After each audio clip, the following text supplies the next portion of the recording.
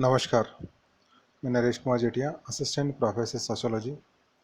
आप सभी का इस यूट्यूब चैनल पे हार्दिक स्वागत करता हूं और आपसे रिक्वेस्ट करना चाहूँगा कि आप इस चैनल को सब्सक्राइब कर लें, साथ में बेल आइकन को भी दबा दें ताकि आपको नोटिफिकेशन समय समय पर मिलते रहें।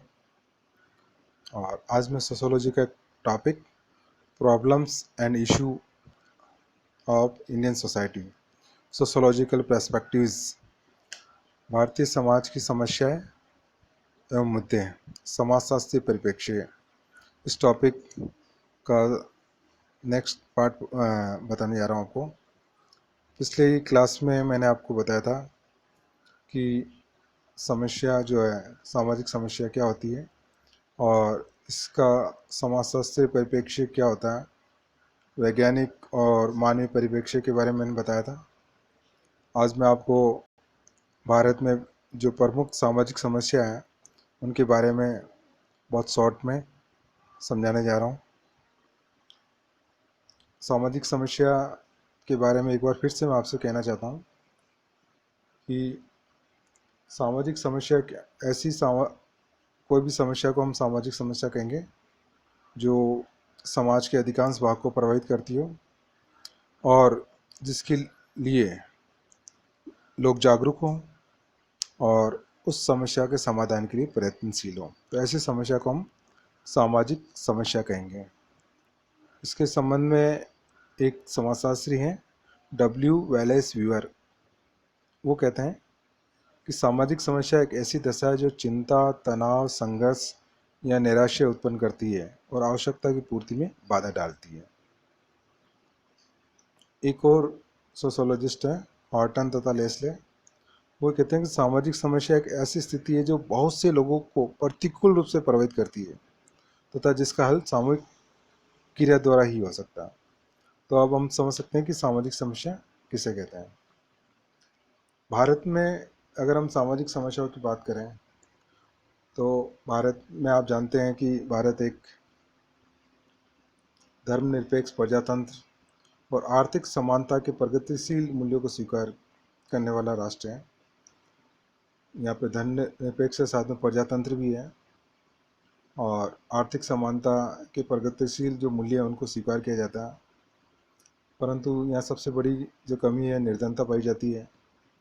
गरीब अमीर के बीच में बहुत बड़ी खाई हमें दिखाई देती है। धर्म, भाषा, प्रजाति, जाति और क्षेत्रीयता के आधार पर अनेक प्रकार के भेदभाव पाए जाते हैं। व्यक्ति व्यक्ति में जो है सामाजिक और आर्थिक आधार पर ऊंच नीच का जो एक संचरण पाया जाता है, जो जातिवाद, अस्पृश्यता, भाषावाद, प्रांतीयता, सांप्रदायिकता और बेकारी, ये सारी समस्याओं को बढ़ावा देने में योगदान देता है। हमारे देश की जनसंख्या भी तेज़ी से बढ़ रही है। अभी लगभग 135 करोड़ के लगभग हमारे देश की पॉपुलेशन है और हमारे देश के अंदर निरक्षरता, निम्न जीवन स्तर, शराबखोरी, जुआ, वेश्यावृत्ति और राजनीतिक और प्रशासनिक व्यवस्था में भ्रष्टाचार की समस्या प्रमुख रूप से यहाँ पाई जाती है। अच्छा, सबसे बड़ी बात है हमारा देश क्या लंबे समय तक अंग्रेजों के अधीन रहा। उन्होंने क्या कि इस देश की समस्या को हल करने के बजाय और विकास कार्यक्रमों को आगे बढ़ाने के बजाय अपने जो स्वार्थ है उसको पूरा करने में उन्होंने विशेष तौर पर रुचि ली। उसके बाद में स्वतंत्र भारत में भी जितना ध्यान इस समस्या को समाधान के लिए दिया जाना चाहिए था वो नहीं दिया जा सका। कानून बना देने से सामाजिक समस्याओं से छुटकारा प्राप्त नहीं किया जा सकता। और देश में देश विरोधी कानून है परंतु देश प्रथा से हम छुटकारा प्राप्त नहीं कर पा रहे हैं। हम देखते हैं कि जो भी ऐसी स्थिति में जो परिस्थितियों के बदलने के साथ साथ जो नवीन जो समस्या खड़ी होती है वो पुरानी समस्याओं के स्थान पर नवीन समस्याओं का स्थान ले लेती है और सामाजिक समस्या को हल नहीं होता बल्कि इसके स्थान पर नई समस्या खड़ी हो जाती है। पुरानी समस्या को समाधान होता है लेकिन साथ में विकास के साथ नई समस्या भी खड़ी हो जाती है। आज हम देखते हैं कि व्यक्ति, समूह, समाज जो है उसमें सामाजिक मूल्य और सामाजिक जो दृष्टिकोण है उसमें स्वयं के हित में व्यक्ति का दृष्टिकोण जो ज़्यादा हावी रहता है। और तेज़ी से जो परिस्थितियों में परिवर्तन हो रहा उसमें व्यक्ति का समायोजन कर पाना आसान नहीं है। और उसके सामने क्या है कि लक्ष्य और साधनों की अस्पष्टता है और व्यवहार के प्रतिमान भी बहुत तेज़ी से बदल रहे हैं। व्यक्ति दुविधा में फंस जाता है। तो ये ऐसी स्थिति है जिसके कारण सामाजिक समस्याओं का जन्म होता है। अब हम प्रमुख जो सामाजिक समस्या है उसके बारे में बहुत ही संक्षेप में बात करेंगे। पहला है मद्यपान। हमारे देश के अंदर प्रतिदिन लाखों गैलन शराब पी जाती है और अरबों रुपए खर्च हो जाता है। शराब पीने की जो प्रवृत्ति है पिछले कुछ सालों में बढ़ती जा रही है। जो निम्न वर्ग के लोग हैं वो आर्थिक चिंताओं के कारण और तनाव के कारण शराब पीते हैं, तो उच्च वर्ग के लोगों के लिए क्या फैशन और प्रतिष्ठा का सूचक है। और इस शराबवर्ती के कारण जुआखोरी, भ्रष्टाचार, अपराध, अनैतिकता, वेश्यावृत्ति और दंगा फसाद आदि का बढ़ावा मिलता है। उसके बाद में नेक्स्ट जो समस्या है वेश्यावृत्ति। वेश्यावृत्ति जो है व्यक्तिगत, पारिवारिक और सामूहिक जीवन को विघटित करने में बहुत बड़ा योगदान देती है। 1956 में स्त्रियों तथा कन्याओं का अनैतिक व्यापार निरोध अधिनियम पारित हुआ था। इसके अनुसार क्या है कि सार्वजनिक स्थानों पर वेश्यालयों का चलना बंद कर दिया गया, परंतु इसका प्रभाव ये हुआ कि बहुत सी लड़कियां व स्त्रियां जो है call girl, cabaret dancer, society girl के रूप में कार्य करने लगी और लोग इन्हें माध्यम बनाकर अपराध भी करने लगे। तो जो ये कानून है इसके बावजूद भी वेश्यावृत्ति समाप्त नहीं बल्कि छिपे रूप में बढ़ रही है और इनके परिवार इस वेश्यावृत्ति के कारण क्या परिवार विघटित हो जाते हैं, अनैतिकता बढ़ती है और यौन रोगों का प्रसार होता है। नेक्स्ट जो है बाल अपराध। भारत में क्या है कि बाल अपराधों की संख्या लगातार बढ़ती जा रही है और ये सिर्फ लड़कों में नहीं बल्कि लड़कियों में भी ये जो प्रवृत्ति ये बढ़ती जा रही है। और बाल अपराधियों का निरंतर बढ़ना सामाजिक विघटन की जो है स्थिति है उसको व्यक्त करता है। नेक्स्ट है अपराध और सफेदपोश अपराध। पिछले 10 वर्षों में हम देखते हैं कि अपराधों की संख्या बहुत ज़्यादा बढ़ गई, दुगनी हो गई है। वर्तमान में क्या है, व्यक्ति संपत्ति और व्यक्ति के विरुद्ध अपराधों के अलावा भी अपहरण, चोरी, डकैती, मारपीट, धोखाधड़ी, राजहानि और बलात्कार संबंधी अपराध करता है। और ऐसे अपराधियों की संख्या में भी वृद्धि हो रही जो सफ़ेद पोश कहलाते हैं, यानी ये लोग सज्जन होते हैं और प्रतिष्ठित मालूम पड़ते हैं, लेकिन इनकी गणना उस श्रेणी के लोगों में भी होती है और लेकिन धन कमाने की इच्छा के कारण ये कालाबाजारी, मिलावट, तस्करी, करों में चोरी, नकली सिक्के बनाना या नोट बनाना और आपराधिक संगठन चलाने जैसे कार्य करते हैं। नेक्स्ट हम बात करते हैं जातिवाद के बारे में। हम देखते हैं कि हमारे देश के अंदर बहुत सी जातियाँ पाई जाती हैं। इन जातियों में एक ऊंच नीच का एक संस्करण पाया जाता है, उतार चढ़ाव की एक प्रणाली पाई जाती है। तो जाति प्रथा के कारण क्या है कि व्यक्ति जो है छोटे छोटे समूह में बढ़ गया है और लोगों की निष्ठाएं और भक्ति जो है अपनी जाति तक सीमित हो गई है। जातिवाद की जो संकुचित मनोवृत्ति के कारण क्या अयोग्य व्यक्ति भी आगे बढ़ जाते हैं कई बार। साथ में जाति के कारण क्या है कि घृणा, विद्वेष और तनाव बढ़ते हैं और कभी कभी संघर्ष का रूप भी धारण कर लेते हैं। नेक्स्ट हम बात करते हैं अस्पृश्यता के बारे में, जिसको हम अनटचेबिलिटी कहते हैं। हमारे देश को में क्या है कि लगभग ये माना जाता है कि 10 करोड़ से अधिक लोग हैं जिनको अस्पृश्य मानकर उनको माना जाता है। अस्पृश्यता ऐसी स्थिति जिसमें एक व्यक्ति को छूने मात्र से अपवित्र समझा जाता है। मतलब इतना भी माना जाता है कि परछाई पढ़ना भी मतलब उसको गलत माना जाता है। और ऐसी स्थिति में क्या है कि ये समाज का इतना बड़ा जो वर्ग है वो शोषण का शिकार होता है। इनके ऊपर अनेक प्रकार की निर्योग्यता लाद दी जाती है। समाज के इतने बड़े वर्ग को उपेक्षित रहने के कारण समाज को संगठित करना बहुत मुश्किल होता है।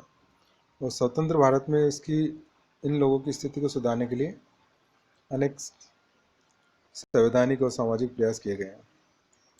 लेकिन साथ में हम देखते हैं कि राजनीतिक दल जो है अपनी स्वार्थ सिद्धि के लिए अस्पृश्य अनुसूचित जातियों को अपने हिसाब से इस्तेमाल करते हैं।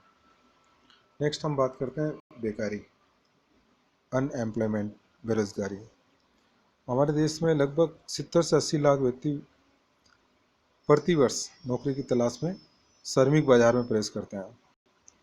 और ये जो बेकारी है वो व्यक्तिगत, पारिवारिक, सामाजिक विघटन की गंभीर अवस्था को व्यक्त करती है। बेकारी के अंदर व्यक्ति जो युवा तनाव, युवा सक्रियता, छात्र असंतोष, अनुशासनहीनता इसका प्रमुख कारण, इसके कारण पनपते हैं। तो किसी भी राष्ट्र की प्रगति के लिए करोड़ों लोगों का बेकार रहना एक गंभीर समस्या है। नेक्स्ट है निर्धनता। निर्धनता व्यक्ति के जो है नैतिक पतन और समाज विरोधी अपराधी कार्य के लिए उत्तरदायी है। निर्धनता उस समय और भी गंभीर विघटनकारी समस्या बन जाती है जब गरीब अमीर के बीच में आर्थिक असमानता की बहुत बड़ी खाई हो जाती है। और निर्धनता अनेक समस्याओं का प्रमुख कारण है। छोटे छोटे बालकों को अपराधी बनाती है, स्त्रियों को अनैतिक कार्य करने के लिए बाध्य कर देती है। तो निर्धनता समाज और राष्ट्र के लिए बहुत ही घातक है। नेक्स्ट है युवा तनाव और छात्र असंतोष। जहाँ तक भारत का प्रश्न है तो भारत एक युवाओं का देश है, लेकिन आज युवाओं के अंदर तनाव और असंतोष व्याप्त है। युवकों में सक्रियता दिखाई पड़ती है, लेकिन साथ में अनुशासनहीनता, समय समय पर हम देखते हैं कि हड़ताल, तोड़फोड़, घेराव करते हैं, परीक्षाओं का बहिष्कार किया जाता है, व्यवस्था की विरुद्ध आवाज़ उठाई जाती है। तो ये युवा असंतोष और छात्र असंतोष हमारे देश की एक बहुत बड़ी सामाजिक समस्या है। इसके साथ में हम जो सार्वजनिक जीवन में जो भ्रष्टाचार है वो भी एक बहुत बड़ी सामाजिक समस्या है। भ्रष्टाचार का अगर अर्थ की बात करते हैं तो कोई भी व्यक्ति सार्वजनिक पद होता है, जनजीवन में जो एक उसको विशेष स्थिति प्राप्त होती है, उसके साथ वो जो उसके साथ शक्ति या प्रभाव होता है, प्राप्त होता है, उसका यदि वो अनुचित और स्वार्थपूर्ण प्रयोग करता है तो उसको हम भ्रष्टाचार कहते हैं। रिश्वत लेकर अपराधियों को छोड़ देना, ठेकेदारों से कमीशन लेना, वेश्यालय और जुए के अड्डों को समय समय पर रुपया प्राप्त करना, नकली दवाएं बेचना, आयकर और बिक्री कर अधिकारियों को घूस देकर करों की चोरी करना, तस्करी करना आदि करना सार्वजनिक जीवन में भ्रष्टाचार के उदाहरण है। और हमारे देश के अंदर भ्रष्टाचार दिनों दिन बढ़ता जा रहा है, ये बहुत ही चिंता का विषय है।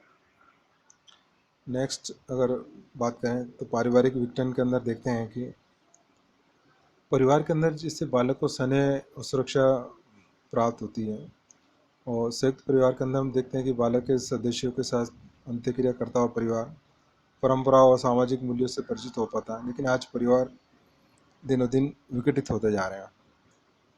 अनेक कारण हैं जिनके कारण संयुक्त परिवार का विघटन हो रहा है और एकाकी परिवार बनता जा रहा है। और आज एकाकी परिवारों में भी कलह और क्लेश, कलह और जो द्वेष है वो बढ़ता जा रहा है। परिवार के जो सदस्य हैं उसमें बालकों पर नियंत्रण रखने में असफल हो रहा है। पारिवारिक विघटन के कारण क्या कि मानसिक तनाव, व्यक्तिवादिता दिनों दिन बढ़ती जा रही है। पारिवारिक विघटन सामाजिक विघटन को बढ़ावा देता है। और सांप्रदायिकता, ये भी एक सामाजिक समस्या है।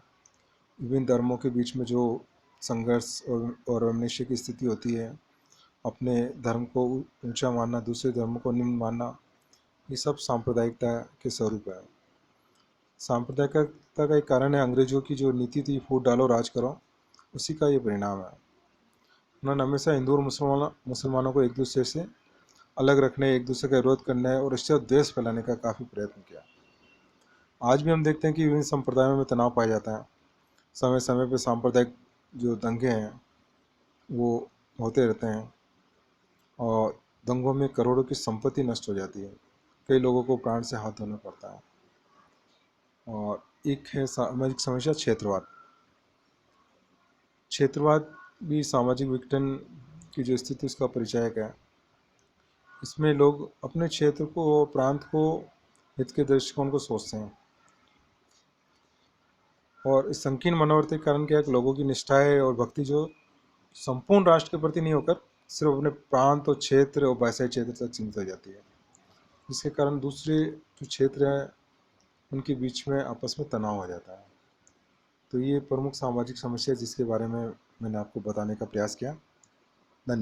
धन्यवाद।